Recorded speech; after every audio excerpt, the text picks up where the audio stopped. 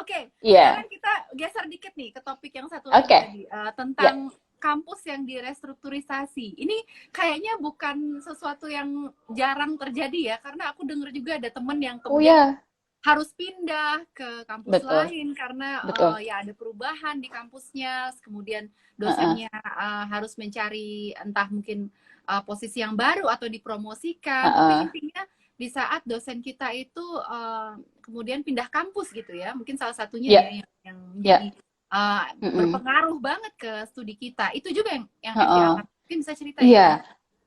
iya. Jadi apa namanya restrukturisasi universitas ini sangat rampant ya sekarang karena apa namanya universitas-universitas saat ini di luar negeri caranya memanage itu udah kayak perusahaan gitu. Boleh kita sapa siapa ini Bita Wirahmani. We are on the same boat, Ibu. Yeay, salam. Oke, kembali ke topik itu. Jadi caranya memanage ini udah kayak perusahaan. Kalau nggak profitable, udah digulung aja. Buat apa? Gitu. Jadi caranya mikir itu udah profit minded banget. Hmm. Gitu. Sehingga area-area yang dianggap tidak mendatangkan banyak profit itu sangat rentan untuk dihilangkan Ditutup gitu, ya. ditutup gitu. Nah, ini juga terjadi pada universitas besar. Hmm. SOES sekarang sedang terancam gulung tikar karena Iya. dia bangkrut, ya kan? Oke. Pemerintah udah nggak mau bail out. Itu Sebentar, berapa dosen yang mereka udah bukannya di-sack selalu, dari tapi situ? mereka bukannya selalu punya student ya? Mereka selalu punya student, tapi nggak duitnya itu Oke, nggak bisa untuk nutup bayarin profesor-profesor yang ada di situ. Kasusnya kan oke, sama dengan apa namanya di tempatku dulu kan di ya, NU itu profesornya banyak, otomatis kan duitnya yang keluar. Jadi untuk bayarin school prof. ini Ya. studentnya banyak, tapi profesornya juga banyak sehingga uangnya yang dari student itu untuk bayarin si profesor-profesor ini aja nggak cukup gitu loh. Ya. Gitu. Jadi harus melakukan sesuatu, makanya dia spill and fill gitu. Jadi restrukturisasi, profesornya berapa dibuang gitu. Kemudian yang senior lecturer dibuang berapa. Meskipun mereka nggak ngakuin ya bahwa mereka melakukan ini alasannya adalah ekonomi dan finansial, tapi nyatanya begitu gitu. Hmm. Setelah mereka membuang ini banyak profesor, kemudian apa jarak berapa waktu, kemudian yang terjadi adalah mereka merekrut Hmm. tapi yang Oke, level B gitu. oke. Ya, of course kan ini ngefek banget pada mahasiswa PhD ya, karena yang PhD ini tiba-tiba supervisornya pergi gitu. Nah, bagaimana kita deal dengan ini? Kalau Ya, yang saya lakukan adalah involve dalam student apa activism-nya. Make yourself heard. oke. Jadi setiap PhD itu punya pengalaman yang beda-beda. Hmm. Saya international student under scholarship. Scholarshipnya dari pemerintah Australia dan itu nggak bisa extension gitu kan. Hmm. Pengalamannya pasti beda dengan student lokal.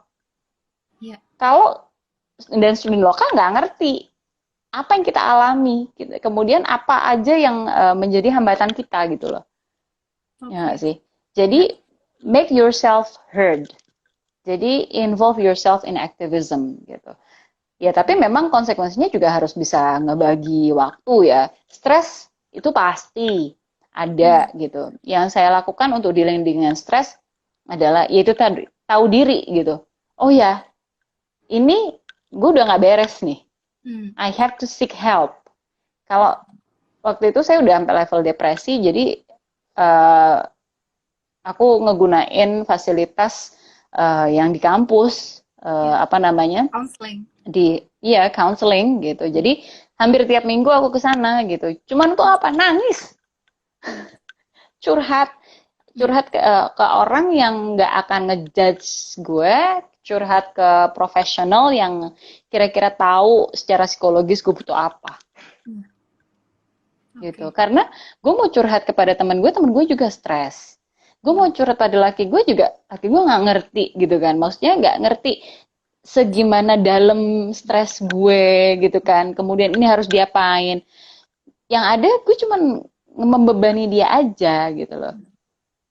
Ya nggak sih? Kemudian gue nggak pernah ketemu solusinya. Jadi gue harus tahu diri, kemudian gue harus tahu kemana gue cari bantuan, gue harus tahu gue harus allies dengan siapa, dan kemudian gue harus berani.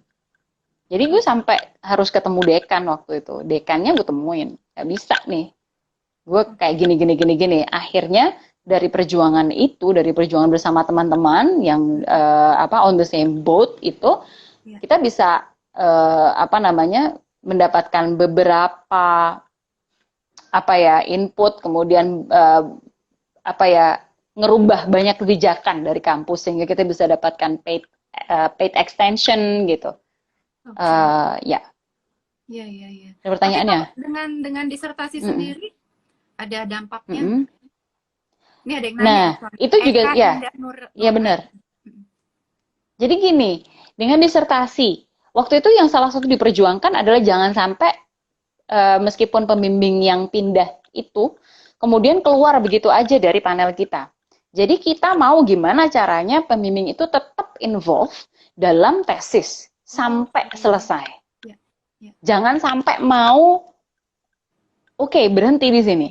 Itulah di situ kenapa kita perlu aktivisme yang sangat solid di antara kohort kita dan semua PhD yang terdampak. Waktu itu alhamdulillah teman-teman tuh solid banget dan kami bisa pokoknya semua yang kehilangan supervisor itu adalah tanggung jawabnya school, tanggung jawabnya universitas pokoknya untuk nge-retain supervisor yang pergi ini untuk tetap menjadi bagian dari supervisory board.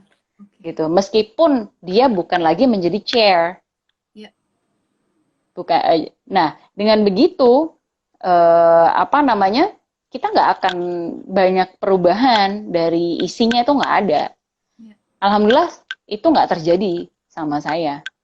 Mungkin ada teman-teman yang terjadi gitu, tapi tidak dengan saya. Iya. Because we didn't let it happen.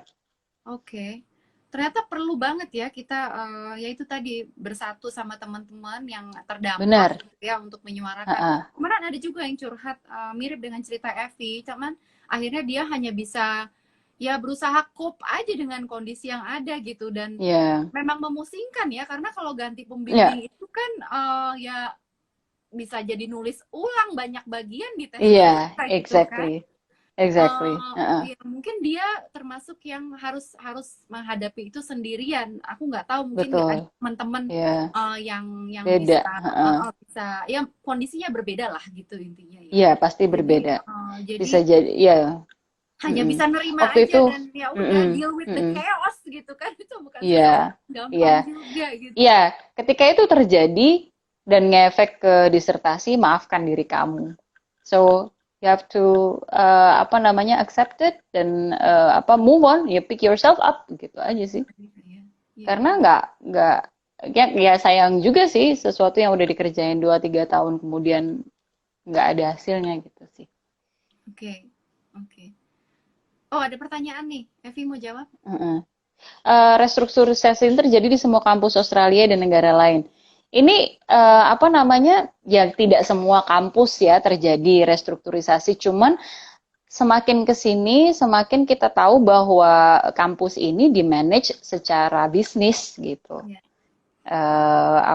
Kampus-kampus di luar beda kayak kampus di Indonesia. Kalau kampus di Indonesia ini saya adalah pegawai negeri gitu kan, kemudian tend to stay in the same place gitu kan for the whole career gitu.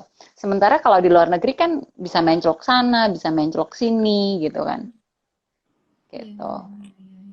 Tapi kalau nggak salah sekarang kita pun juga sudah banyak yang mengkritik ya bagaimana model pendidikan kita pun juga kelihatannya udah mulai dikelola seperti bisnis juga. Akhirnya banyak program yang dipertimbangkan untuk ditutup dan hanya jurusan itu yang kemudian mendapat perhatian gitu karena dianggap bisa mendatangkan uang gitu dan juga jadi distraction juga ya buat pengajar gitu, supaya mereka bisa research tapi di sisi lain banyak proyek-proyek yang juga dipertahankan dan itu menarik sumber daya yang nggak sedikit gitu ya karena itu program-program yang bisa mendatangkan keuntungan gitu untuk kampus supaya tetap bisa berjalan bayar listrik dan Coba langsung gini, mestinya kampus itu sosialis kan? Kenapa jadi kapitalis banget gitu? Iya kan? Karena Betul, kita harus betul. mikir mikir ini bahwa ini adalah sebuah lembaga for the sake of knowledge, for the sake of knowledge Betul, development gitu kan, not for betul, the sake of betul. business. Jadi kan kita harus memikirkan perkembangan keilmuan gitu kan. Iya, Terus bagaimana orang agar tertarik untuk apa namanya mempelajari ilmu itu, bukannya betul. dipikir apa financial return-nya berapa gitu. Iya, Jadi betul. yang mestinya sosialis jadi sangat-sangat kapitalis. Kapitalis, iya. Susah nggak kemarin cari beasiswa dengan topik seperti Evi? Eh, susah, Susah, susah, susah tuh. Walaupun susah. judulnya kan riset riset PhD ya. PhD itu kan I- udah semua Iya, dengan apa tapi ke masalahnya gini, kan risetku nggak bikin orang kenyang, nggak secara langsung bikin orang pinter, nggak oke. secara langsung memperbaiki ekonomi Indonesia, ya nggak sih? Ya, Jadi oke. waktu aku propose itu aku pertama eh, Australia Leadership Awards tahun Ya, 2000 berapa? 2011. ya. 2011. Kemudian ditolak. Itu udah kayak Oke. apa namanya? Aku mungkin peringkat 11 sementara yang diambil cuma 10. Kebayang gak sih? Tapi kemudian di Australia Leadership Award dia bilang gini, Evie, you're a very potential candidate. Why don't you apply for apa namanya Australia Award Scholarship aja gitu. Hmm. Apa namanya kemudian ya udah nothing tulus toh proposal udah jadi gitu kan. Nah ketika ketika wawancara you really have to defend that what you are doing is actually worth it and you know exactly the area and how it will contribute to the community by the end Oke. of your study gitu kan. Ya, ya. Jadi sebenarnya tergantung beasiswanya gitu. Mungkin akan sedikit berbeda kalau itu adalah LPDP misalnya. Karena LPDP mungkin tidak akan melihat tentang ini Australia dapat apa dari sini, you know what I mean? Ya, ya. Kalau Australia Awards, Endeavour, kemudian Australia Leadership Awards gitu kan, mereka kan Ya. mikir kan Australia dapat apa dari riset kamu gitu kan? Ya, jadi kita harus pinter-pinter argue. Makanya aku selalu bilang ke teman-teman yang apa apply beasiswa, you really have to know who your financier is, Ya. ya, who your Di kasus donor Evi, is, dan di mereka kasus Evi kepentingan apa. apa yang Evi tekankan di proposal Oh, atau mungkin waktu itu ketika di proposal sama di wawancara, aku tekankan bahwa di apa namanya, salah satu area yang menjadi concernnya eh, Australia dalam hubungannya dengan Indonesia adalah gender. Dan ini adalah loophole dalam kebijakan hubungan antara Australia dengan Indonesia, oke. yaitu apa? Sinema, budaya pop, Ya, gitu. Australia nggak concern yang sama itu, tapi EV apa Prancis concern, Jerman concern, oke. Oke. ya nggak? Ya, Dan aku selalu kemudian berpikir kayaknya kalau gender bukannya topik yang selalu seksi ya di negara manapun. iya, tapi bukan dengan film dong. Gandengannya itu loh. Iya, iya, iya, iya, iya. Jadi, oke, Kalau lebih gender dengan pendidikan, it's easy. It's easy to apa namanya to imagine. Kamu akan ngapain di sini gitu. ya, Gender film, hello. oke. Jadi waktu itu aku bilang bahwa hubungan Australia Indonesia ini ada satu loophole, yaitu budaya pop, yaitu budaya. Gitu. Itu yang nggak digarap. Ya, Dan disitulah sebenarnya di mana maksudnya masyarakat Indonesia dan masyarakat dunia belajar tentang gender roles, tentang division of labor, itu dari situ. oke. Kita kenal kita kita ini tugasnya apa sebagai perempuan, bagaimana seharusnya menjadi perempuan, bagaimana fashion kita seharusnya, kan dari budaya pop. Ya, betul, betul, Nah, betul. kalau Australia nggak nggarap itu ada lubang besar.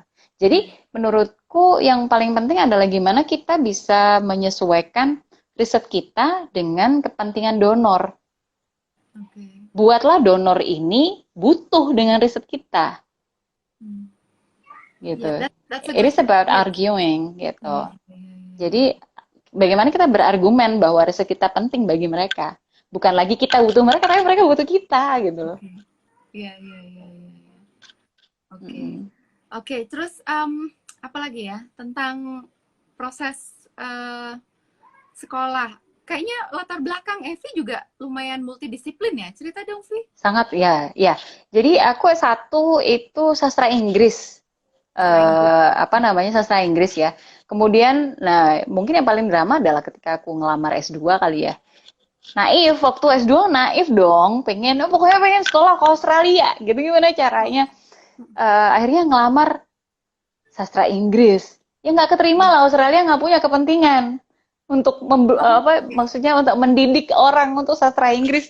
Ya nggak bisa lah, nggak dapat gitu. Kemudian oke, banting setir gitu. Dengan beasiswa yang sama, Australian Studies. Nggak keterima juga. Ternyata orang Australia nggak butuh orang Indonesia mempelajari mereka. Oke, that says one thing about them. Oke. Iya, mereka butuh orang lain mempelajari, orang Indonesia mempelajari orang Indonesia untuk mendapatkan data tentang kita sendiri. Iya, untuk ngasih tahu mereka gitu loh. Jadi makanya kita harus kenal. Akhirnya yang ketiga, aku ngelamar gender and development. Dapat. Oke. Tapi enaknya kuliah di Australia itu, meskipun kita gelarnya adalah gender and development, aku tuh masih bisa ngambil mata kuliah yang berhubungan dengan budaya, gitu. Ingat gak sih kalau waktu kita kuliah S2, core-nya adalah cuman berapa mata kuliah gitu kan? Elektifnya banyak yang aku ngambil, misalnya, aku nggak pernah kebayang untuk belajar tentang apa namanya pornografi, tentang tentang politik ya ini, maksudnya bagaimana sesuatu itu dianggap sebagai porn, sebagai apa namanya penghinaan gitu. It's politics. Iya, it's politics of knowledge exactly. Gitu. Jadi apa namanya? Aku ngambil mata kuliah yang seperti itu, kemudian ngambil apa postcolonialism, seperti itu. Gitu. Jadi kalau dilihat untuk perpanjangan PhD apakah kendala yang dihadapi? Kalau ya alasan kita kalau dari ini ya, kalau kita minta perpanjangannya dari Australia Awards, kalau itu waktu itu aku dianggap nggak bisa karena yang bikin masalah adalah universitas. Tapi sebenarnya emang susah sih minta perpanjangan ya, gitu. Minta perpanjangan ini susah banget, gitu. Jadi Australia Awards nggak mau ngebiayain. Jadi satu-satunya cara adalah nge-push sekolah, nge-push universitas untuk ngebiayain paling tidak 6 bulan ekstra. Gitu. Nah, itu caranya ya terlibat dalam aktivisme, rapat sana sini, ketemu orang sana sini, kemudian meeting sama apa namanya kayak pejabatnya kampus gitu. Gimana kita bisa defend gitu. Bahwa memang apa namanya apa yang terjadi apa ya hambatan yang terjadi di gue, salah satunya yang terbesar adalah gara-gara ada university restructuring gitu, so you have to be responsible gitu. Iya. Jadi ini maksudnya extension waktu Evi posisinya masih di Australia ya? Di Australia, ya. Tapi kan setelah kalau nggak salah pulang, terus di kasus aku ya, karena sudah 4 tahun terus aku sendiri memilih untuk pulang karena sudah tinggal bertiga aja sama anak gitu ya, Vi. Bener. Jadi aku bilang udahlah aku pulang aja, mereka nggak kasih perpanjangan dalam hal beasiswa dan aku juga udah nggak butuh financial support. Tapi akhirnya masuk ke labs ya, labs of candidature. Itu ada juga nggak kemarin sempat ambil labs in good standing? Enggak ada. Enggak. Jadi waktu aku belum selesai setelah perpanjangan 6 bulan itu, udah aku balik gitu, tetap enroll seperti biasa, cuman emang nggak bayar. Kalau offshore di NU nggak bayar, bukan labs. Tetap, cuman ini aja sih part time jadinya. Berarti mungkin tiap offshore part time. Iya, tiap kampus beda-beda. I see. Jadi boleh ya, nggak linear. Nggak linear. Ini kayaknya sesi pertama kita ngomongin juga nih linearitas. Gimana? Iya. Sebenarnya linearitas itu kalau dalam pemahaman saya dan selama ini juga dilakukan di kampus saya dan di perguruan, maksudnya dalam ketika saya ngelamar apa ya kenaikan pangkat gitu ya. Linear itu nggak harus bunyinya sama gitu ya. S1-nya apa, S2-nya apa, S3-nya apa gitu kan. Jadi S1 saya S1 sastra Inggris, kemudian S2-nya adalah Gender and Development, S3-nya adalah Asian Studies. Tapi ada satu hal yang menjadi tali di Benang antara merah. ketiga hal ini, benang merah, yaitu gender gitu. Sehingga jabatan apa jabatan apa ya fungsional namanya ya gitu kalau dosen ya. Jabatan fungsional ada saya adalah dosen dalam bidang ilmu gender studies. Nah, meskipun S3-nya adalah Asian Studies, tapi kan apa namanya? Disertasinya adalah gender, Iya. tentang gender. Iya, iya. Kemarin kalau nggak Gitu. salah ada apa SK Menteri ya. Beberapa tahun yang lalu Mm-mm. sebetulnya, udah 3 tahun yang lalu mungkin ya, orang share di WhatsApp. Mungkin Mm-mm. bisa dicari juga nih Mbak Dewi Aries ya. Mm-mm. Jadi SK ini bicara tentang bagaimana sih kita harus memahami linearitas. Linearitas itu sekarang kalau nggak salah S3-nya harus match dengan apa yang diajarkan di kampus. Jadi Betul. kalau Mm-mm. memang sudah berubah karena ada disertasi S3 gitu Mm-mm. ya, berarti yang harus Mm-mm. dijadikan patokan ya S3-nya itu Ya, risetnya tentang apa, ya. kemudian dicarikan mata kuliah yang match dengan itu. Jadi Kalau tapi nggak apa ada, ya, bikin. kalau Kalau nggak ada nggak ada mata bikin. kuliahnya, bikin. Bener. Itu yang gue lakukan ketika gue lulus S2. Oke. Karena apa? Jadi kalau mereka mau retain gue harus dikasih tempat kan. Ya, Dan kemudian gue bilang, ini kurikulum kita ini udah jauh ketinggalan banget. Kita ini kurikulumnya udah babuk banget gitu. ya, Jadi harus kurikulum ada ini tambahan ini belajar ini ya. ini. Oh, oh. Akhirnya saya buat dua mata kuliah, satu mata kuliah Asian Studies, kedua Gender Studies waktu itu. Kemudian berubah menjadi, oh ternyata teman-teman yang dari prodi lain juga pengen gitu. Jadi jangan Gender Studies namanya. Oh, aku pegang yang Gender and Literature. Kemudian teman yang lainnya pegang Gender and Language. Kemudian yang lainnya ada Gender and Language Teaching. Jadi malah berkembang kan? Iya, iya, iya, Gitu. iya. Jadi Ya. Bagus, jadi bagus. apa namanya? Kalau nggak ada mata kuliahnya bikin. Bikin. Karena Oh, perguruan tinggi ini otonomi loh. boleh dia ya Asal kita untuk bisa asal kita bisa argue kenapa kita apa namanya? Kenapa kita perlu mata kuliah ini? Itu ya, boleh banget. oke. Mau dijadikan mata kuliah wajib, mau dijadikan mata kuliah elektif Ya, gitu. ya, oke. Mm-mm. Ini ada lagi pertanyaan dari Mbak Nevi Fitria. Heeh. Minta insight-nya apa yang harus ditonjolkan untuk mahasiswa S1 ya, untuk dapat beasiswa AAS. Jadi Siswa kalau untuk S2, AAS. berangkat S2 ya. Mm-mm. Eh, apa ya, Oke? Kamu bisa nambahin ya nanti. Soalnya kan kamu juga Oke, dapet kan? mahasiswa S1. Kalau yang aku selalu ingat Iya. itu kalau ngobrol tentang tips beasiswa adalah uh, cari benang merah antara S1 kita dulu, kemudian Dengan pengalaman-pengalaman menulis kita, walaupun bukan mm-mm, jurnal ya, bukan jurnal yang sudah terbit di mm-mm, Scopus atau apapun, tapi tulisan skripsi pun oke, atau mungkin ya, ada paper kecil-kecilan yang pernah dipresentasikan di mm-mm, konferensi lokal gitu, kemudian itu ditarik benang merahnya dengan apa yang sedang kalian geluti akan sekarang. diambil. Jadi atau yang Mm-mm. akan diambil. Jadi Apa yang akan diambil? waktu mau S2 karena posisinya sudah mengajar gitu ya. Aku sengaja tuh bikin riset kecil-kecilan tentang etika bisnis. Sorry, bukan etika bisnis, etika dosen di kampus. Jadi Mm-mm. self-funded research ya, dengan Ya, mewawancarai orang, kalau nggak salah waktu sekitar 15-20 orang, mm-mm, kemudian dibuat jadi tulisan, coba diikut sertakan di mm-mm, konferensi kecil-kecilan gitu ya. Dan itu mm-mm. akan jadi apa? Jadi itu jadi benang merah gitu ya. Jadinya kalau orang baca buku Iya, kita, dia bisa lihat ada keterkaitan antara S1-nya apa, kemudian mungkin kalau punya publikasi atau juga mm-mm, bidang yang sedang ditekuni, entah mungkin kita punya ketertarikan di isu sosial kemasyarakatan, ikut di satu NGO atau apapun organisasi kemasyarakatan gitu ya, tapi ada temanya yang memayungi itu semua gitu. Gimana sih? Kalau aku sih ngelihatnya iya, itu benar banget. Apalagi these days ya. Apa namanya? These days itu orang udah, maksudnya anak-anak muda itu udah keren-keren. Jadi you have to compete and you have to compete in selling yourself gitu. Dan kemudian adalah your future apa namanya contribution gitu. Jadi ntar kamu selesai mau S2 mau ngapain gitu. Oke.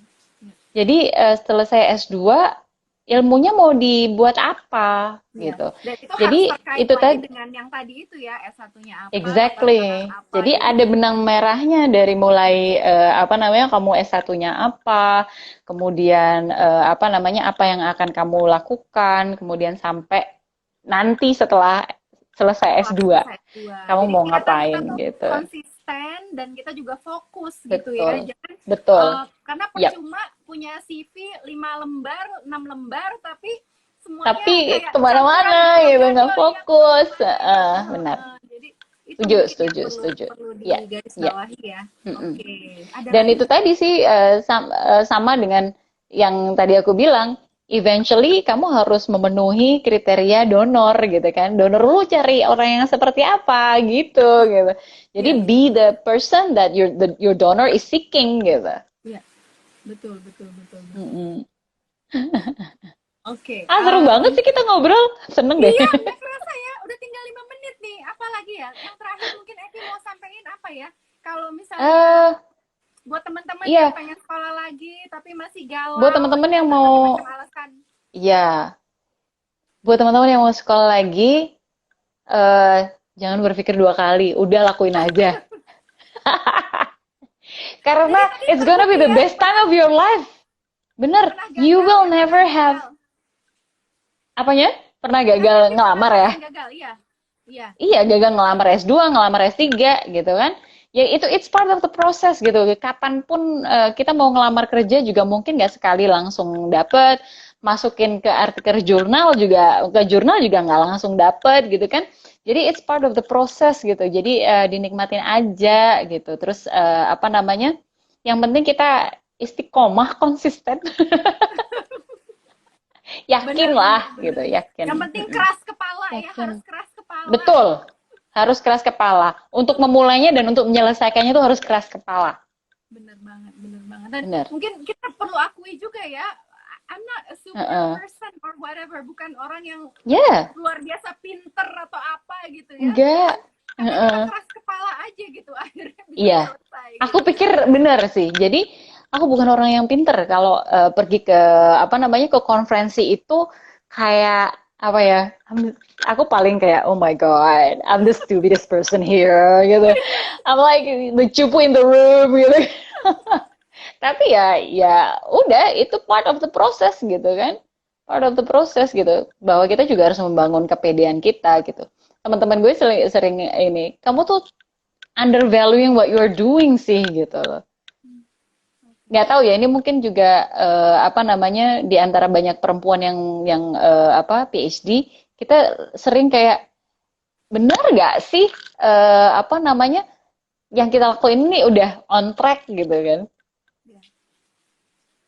Kita selalu undervaluing apa yang kita lakuin. Beda dengan cowok, cowok tend to be very confident dengan what they are doing gitu. Okay. Itu menurut riset ya. Itu menurut riset. Kita lebih sering imposter syndrome. Gitu ya. Tapi tadi ada poin yang bilang apa? Kenapa Evi kemudian bisa ngotot untuk nyelesain sekolah? Karena udah begitu banyak pengorbanannya. Kalau aku justru melihatnya itulah yang membedakan perempuan sama laki-laki di saat mereka sama-sama sekolah S3. Yang paling banyak pengorbanannya menurut aku perempuan. Jadi mereka pasti ngerasa tekanannya tuh besar banget untuk kemudian nggak selesai gitu ya. Keluarga sudah boyong, anak-anak juga dicerabut dari apa keluarga besar, jauh dari kakek neneknya gitu ya. Jadi kita tuh ngerasa lebih berat kalau sampai nggak selesai. Dan beberapa aku lihat yang laki-laki begitu pulang ke Indonesia sibuk dengan kantor gitu ya, mereka juga struggle untuk ngatur waktunya supaya bisa nyelesain S3. Gimana kira-kira? Bener nggak tuh pengamatan? Aku bukan orang yang ngerti gender ya, jadi ya mungkin ini perlu perspektif laki-laki. I cannot say on behalf of men gitu kan. Tapi yang gue rasakan sebagai perempuan adalah itu gitu loh. Jadi apa namanya, gue udah kayak laki gue udah nggak punya apa-apa di Indonesia gitu. Kemudian udah mengorbankan semuanya buat ikut gue ke Australia gitu, like segitu years, like 5 years gitu kan. Kemudian masa gue nggak selesai sih? Yang bener aja gitu. Kemudian gue udah ngorbanin karir 5 tahun, men. Masa ya iya sih nggak selesai gitu kan? Ya mau nggak mau harus selesai dong gitu. Harus selesai. Ya sebisa mungkin, sebaik mungkin. Ya pokoknya harus selesai. Oke, Evi, tinggal berapa nih? 48 detik lagi. Kira-kira dengan apa? Terima kasih banyak semuanya. Iya, semoga bermanfaat apa yang kita obrolin. Padahal ini sebenarnya kangen-kangenan antara gue sama lo.